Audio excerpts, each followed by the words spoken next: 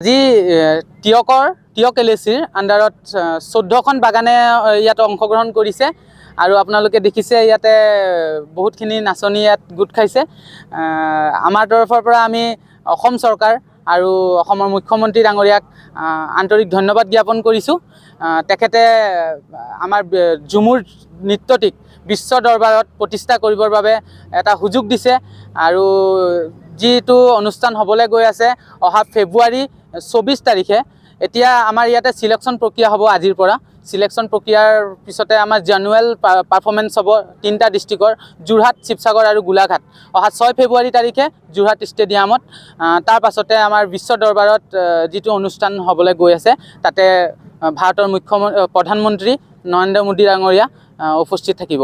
গতিকে আমাৰ তৰফৰ পৰা আমি সকলোকে ধন্যবাদ জ্ঞাপন কৰিছোঁ আমাক কিমানখিনি সহায় সহযোগিতা কৰি আমাক আগবাঢ়ি যাবৰ বাবে সহায় কৰাৰ কাৰণে ধন্যবাদ।